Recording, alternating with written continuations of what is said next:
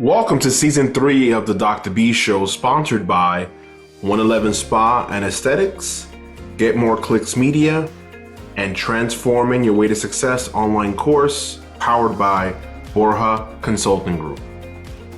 In this episode of the Dr. B Show, I have the honor of interviewing the amazing Randy Gomez, who is the founder and CEO of the Academy of Young Leaders. Amazing opportunity for anyone who's a teen and looking to either get into entrepreneurship, get into college, or get into the workforce. She's one of my best friends.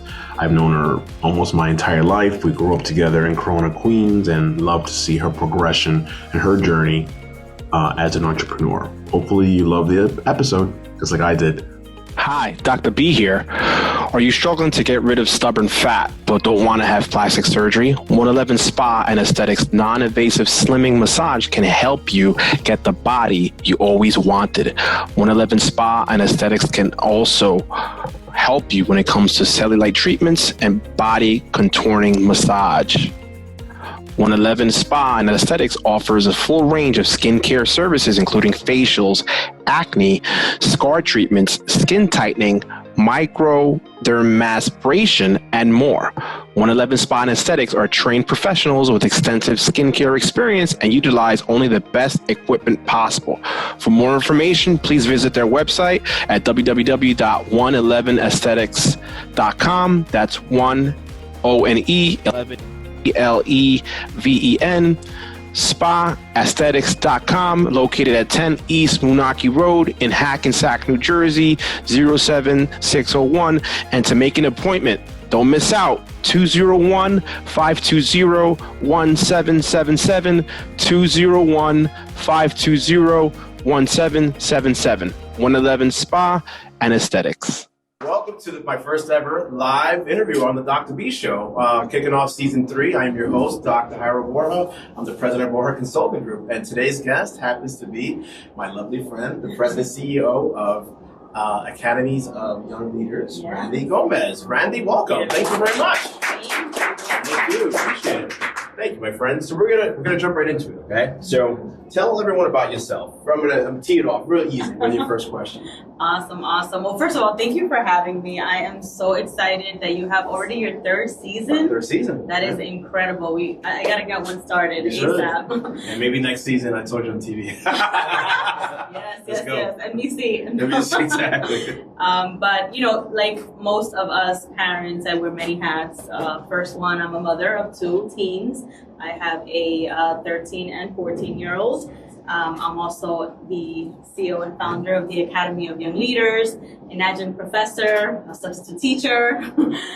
So many hats. And I'm really excited about being here and sharing with everyone what I do, specifically with the Academy of Young Leaders, since it's my passion. Thank you. We're going to segue right into that. So tell us about the Academy of Young Leaders. Yeah, absolutely. So, and why? And the second part of the question: why did you start the company? Why did I start the Academy of Young Leaders? So, I was in higher education for 16 years. One of the things that I didn't mention a hat that I wore was I was the senior director of admissions for a college here in Midtown Manhattan. And 16 years, you can imagine. I met high school students, guidance counselors, parent coordinators, from all over the city, Brooklyn, Bronx, everywhere. And working in higher education, one thing that, definitely hit home was the fact that a lot of the students were not prepared for college. And quite frankly, a lot of them did not want to go to college. Yeah. They were there because their parents told them that's what they had to do, or they were simply there because it was the next thing to do after high school. And when you're working at a school, those are all the wrong reasons when you're interviewing a high school student. So during the pandemic, like many of us, I decided to resign from my full-time 6-figure job as a senior director to start the Academy of Young Leaders, which is an organization that's really dedicated to providing career clarity for our youth. It's all about exposure. These kids simply don't know what's out there, right? They don't know what career paths are available. And the whole stigma behind that everyone has to go to a 4-year college, it has to stop. Trade schools are amazing. we all need a plumber. We all need an electrician. I mean, the world has a place for everyone, and there's absolutely nothing wrong with that. So that is my mission. My mission is to expose them to these different career paths, but more importantly, I also want to expose them to all of the different skills that they're not picking up in the high school, middle school classroom. In these workshops, the series of workshops. And I definitely want to discuss more about that because I have one coming up in January. Good. There you go. So how has your experience, especially as a senior director, helped you in your position now as president and CEO? Oh my goodness, it's been tremendous, and it was such a smooth transition because I was already in the high school community, meeting with the parents, like I said, and with the educators.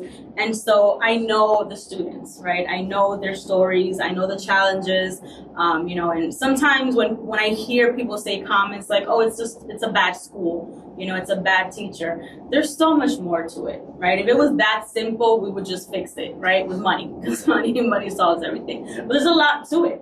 When this student shows up late to class, you have to be, take into mind what's going on at home. Maybe they had to take their 2 siblings to school first before they took themselves to school. So just having that exposure with students transitioning from high school to college has definitely built the platform to now be in this community with my own organization. And what I love about it is that, it is my own organization, so I call the shots. There you go. If I feel we need to be learning about cryptocurrency, we're going to start learning about cryptocurrency. Right. So it's definitely very empowering. Good job, great job. So that's one way to get into the heart of the matter, right? So why, in your opinion, why do you think there's a gap in between high school students being college ready or not ready? Why do you think there's a lack of preparation? That's a very loaded question. Yes, I know. If I were running for president, I would give you the politically correct answer, but I'm not. But let's be honest, it's all about money. It definitely has a lot to do with money. There are districts that are well funded, and there are districts that are not well funded. I was reading up on the disparity between the different districts.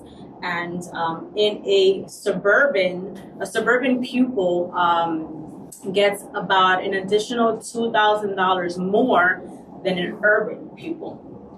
That's a lot of money, right? And that number becomes even wider, up to $4,000 in a more rural area. So the less students in a district, the more money they get, believe it or not. That is astronomical. There's a school in Texas where they average $48,000 per pupil. Okay, because it's that rural. They have about 12 to 15 students. So when you learn about these things and when you hear that this is how the money is being split up, you understand, that there's a lack of resources. And these educators are truly doing the best that they can with what they've got. Right, so they're literally, like the song says, they're trying to make $1 out of 15 cents. That's true. That's so true. Transitioning into trade roles, right? You spoke about trade schools, trade roles. They're making a comeback. I sent this to you in advance. So Keystars enrollment data show that in Rensselaer, I can't even pronounce it, and Clement Green educational centers saw a combined 30% increase in enrollment for trade programs from 2016 to this year, 2021, and of course. The disparity. There's been a decrease in degree programs in upstate New York. Why do you think that's the case? Why do you think now, trade schools are coming back, so to speak? Yeah, it's a lot of contributions to the whole shift. I mean, we have organizations like Google that are, providing students with 8-9 month certificate programs where you can make 6 figures as soon as you complete it.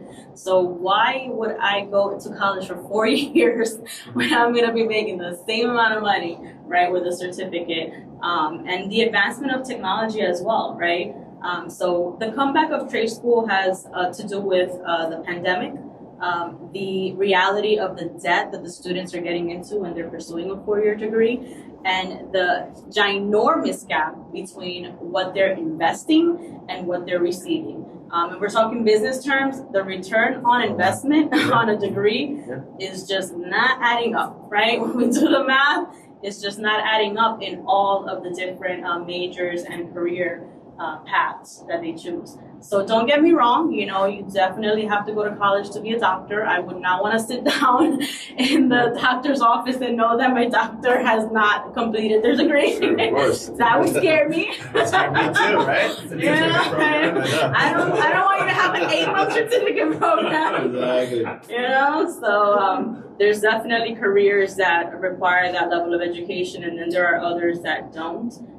But the more important thing behind the training school is the experiential aspect of it, that it is very hands-on, and a lot of our students thrive in that community, right? They thrive with the hands-on. That's what they love. That's what they're passionate about. They do very well with it. Oh, thank you for that insight. Transitioning over as well. So over a third of individuals I know in the U.S. Like yourself, or leaving their 9 to 5 and starting their own business. Right? You just did this. I kind of mentioned this in your story with Paulina before. Can you walk us through that transition? Like what was the aha moment? Is there a moment, series of moments, or was it? Oh, walk us through it. Can we stop the recording? that you could say, right? That you can say. No, I mean, I think this happened to many people. It's the great resignation, right? A lot of us are leaving our professional roles and pursuing, entrepreneurship or shifting focus and changing careers. For me, it definitely was the pandemic, being home more often and seeing what I was able to do being home, having that flexibility. I've always had an entrepreneurial spirit. I think there are a lot of employees that have an entrepreneurial spirit, and that's why they thrive in whatever they do, because they see it as if they were running a business and building their own brand. I love working with people like that. They're the best. They're very passionate about what they're doing. So I was that person within the organization. And so I felt that, during the pandemic, it was definitely a great time for me to transition. And I was at the organization for 16 years. So it was time, right, to move on and do something different. But more importantly, definitely, just the feeling of that this is your purpose. Like, this is what you're meant to be doing. That's the best feeling in the world. When the universe aligns with what you do on a daily basis, you really do not work another day of your life, because it is all fun and play, and you just happen to be making money on the way. And hanging on a Tuesday evening in Daytown. right. Sounds great. So as far as, part of your 30-second Rapid fire. We're live, baby. It's not really live, but it's okay. What is your pain point? And for your organization, right? Someone was to ask me, hey, how do you help with certain people's pain points? So what is how do you help pain points with the high schools, right? So whether it's, helping them with entrepreneurship, whether it's college readiness or even trade school. So how do you help with this particular thing? Do you want to promote your product or services to your target audience but don't know how? Do you struggle with social media marketing and management? Do you have challenges with lead generation for your business online? Well, look no further. Get More Clicks Media helps with SMS, MMS, and email marketing. Also, social media marketing and management, video marketing, lead generation, brand recognition, SEO, e-commerce, and website development. For more information, please visit getmoreclicksmedia.com. That's getmoreclicksmedia.com. That's a great question, Jairo. There's so many pain points. I know. I mean, as a parent, I was an extremely busy parent. Senior director of a college. I was working for the flagship location at that.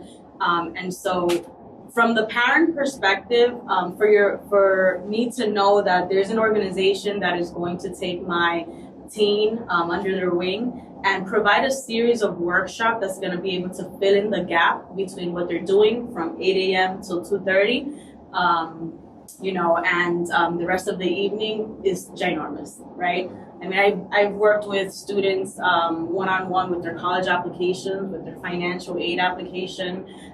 Just completed a session before getting here. And just from an economical standpoint, there's a lot happening right now with technology, right? I was at a school yesterday in Harlem. I spoke to 200 high school students.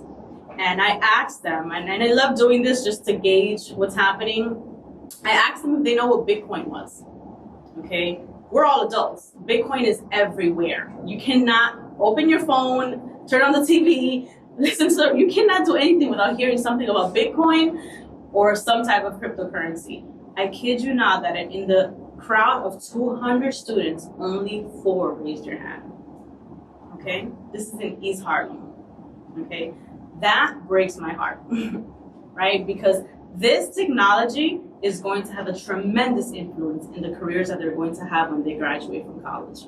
And for them to not even know what it is, that it exists, is very concerning, right? So that's a huge pain point, that right now the education system can't keep up with the technology and what's happening in the world of finance. So if we're able to create a workshop, if we're able to provide that workshop for the parent to be at peace of mind, and now for the educator to know that, yes, I'm teaching social studies, math, and all that, but this program is covering that part of the education that they need to know today. And let's be honest, I mean, if some of these kids invest period right now, they will be millionaires by the time they graduate from college, right? So educating them on those different avenues, I think, is another pain point that the organization definitely soothes. That's amazing. That's amazing. So whether it's folks in the room, whether it's digitally in the World Wide Web, who are you trying to connect with? Superintendents, principals, sponsors? How can we help you here in the room? I appreciate that question, of course. Definitely, for me right now, the main point is sponsorship, because we do have a very large number of students who are interested. Yesterday, after I did the presentation for the students, I kid you not, we had 2 sheets of paper for them to sign up for more information. We had to flip them over to get everyone else's information. Luckily, I had my intern with me, because it was just a swarm of high school kids coming at you. So sponsorship is huge, because my mission is really to provide these workshops to the underserved community, to those that cannot afford it. That's specifically who I want to be working with. And it's not just educating the student, it's also educating the parent. I'm having orientations with the parents before the workshop. So now the parent is learning a little bit about the information and is ready to have a conversation, you know, at the dinner table, on the way to school, with their son or daughter about what they're learning.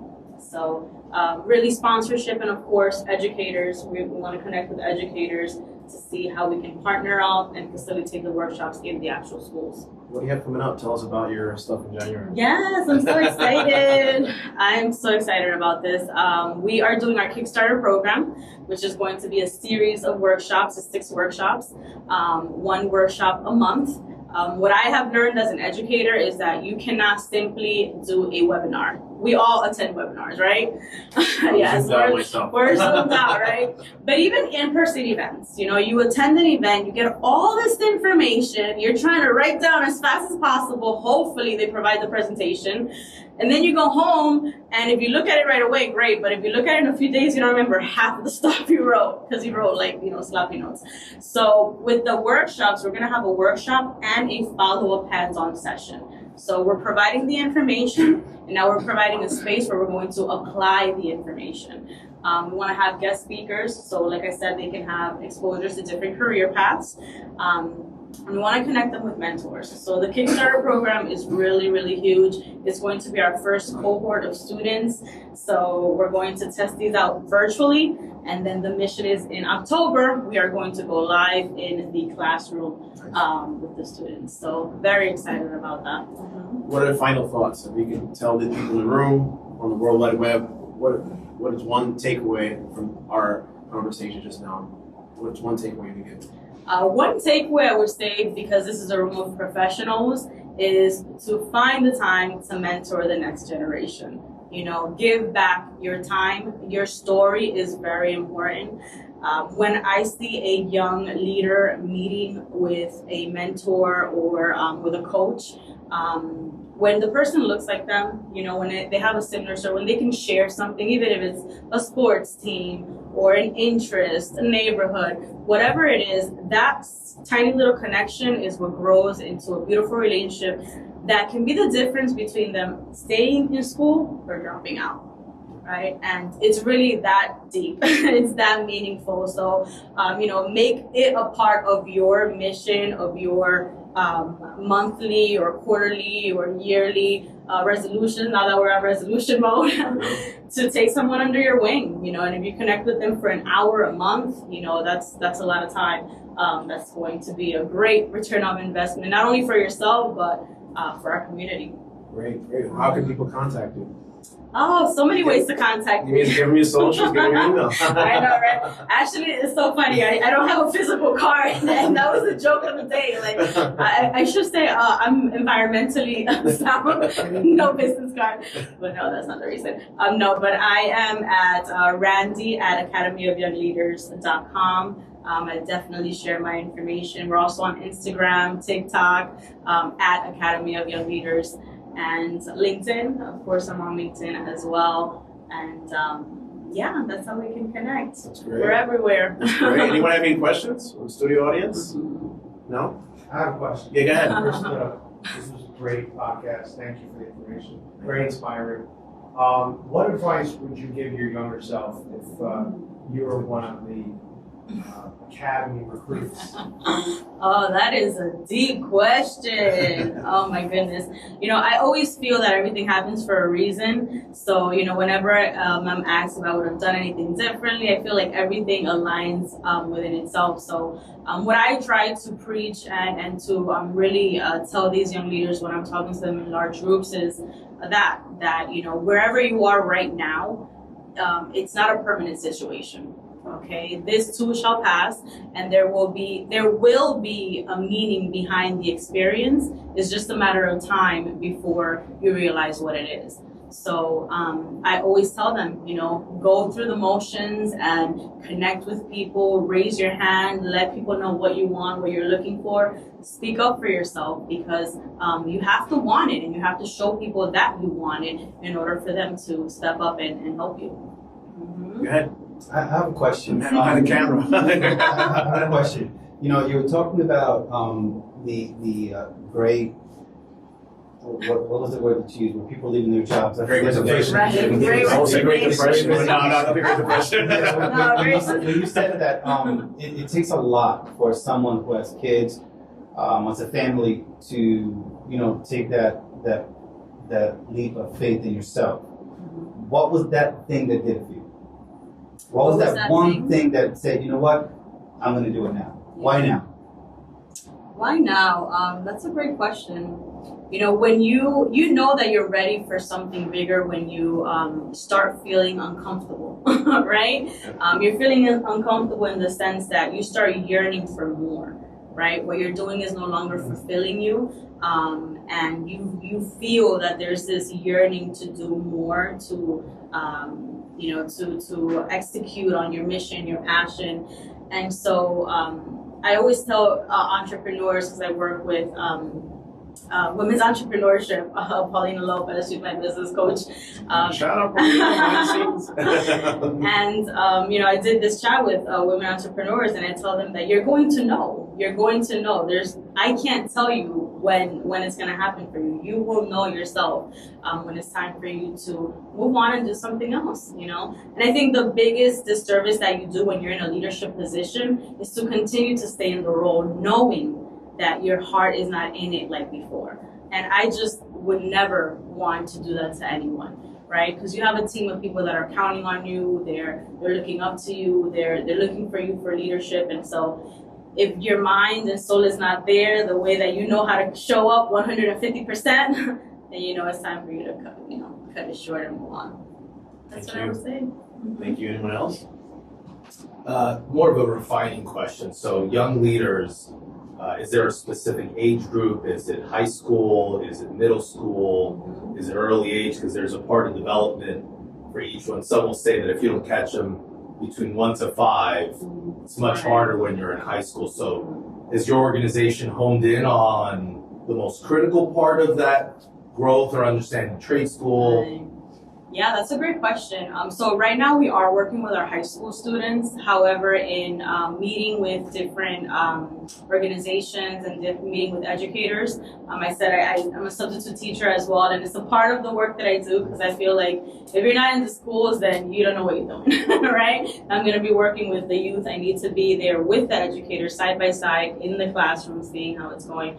And to answer your question, it is high school right now, but I already created a curriculum for middle school because in the United States, you are allowed to drop out at 16. It is legal for you to drop out. They won't call your parents and ask where you're at. You know, you can drop out of high school at that age. Before that, if you skip a lot of days of school, they call your parents, you know, and they have to respond. They can call ACS, et cetera, et cetera. So I believe that it's important to show them in middle school why they're learning what they're learning and how it's applicable. And then once they get to high school, they can get to the finish line because they see the light at the end of the tunnel. So we want to start exposing the middle school students to different career paths. And we want to show them the resources where they can do more research, watch videos, you know, and do field trips where they're going to corporate offices and meeting with individuals in that way. I did a field trip with my college students. We met the CFO of an architectural company here in Manhattan. And it was amazing because my students were international students and she was an international student before she became the CFO. She's actually a partner here at the architectural company as well. And so, you know, when they left that trip, like, right, blown away. Here's this woman, she went from being an international student to a CFO in an architectural company in Midtown Manhattan. So you see it in their eyes when they have that like mind blown moment. They just gotta see it. They have to see the paths. They have to see the people. And it will allow them to reassure themselves, I can do this. If she can do it, I can do it, right? That's what it's all about. Thank you. All right. So, on behalf of the Borha Consulting Group, Dr. B, it's a wrap. Has the pandemic changed the way you prospect today? Do you struggle prospecting for new leads for your business? Do you have challenges and don't have a process when networking at an event, either virtually or online? Well, look no further. Borha Consulting Group's Transforming Your Way to Success online course is a solution. In this 8-week intensive course, you will go from networking novice to networking guru. As a bonus, 2 coaching sessions with Dr. Jairo Borja himself are now included in the course. Don't miss this amazing opportunity to transform your pipeline, increase quality leads, close more deals, and transform your way to success. For more information, please visit our website, www.borjaconsultinggroup.com. That's www.borjaconsultinggroup.com.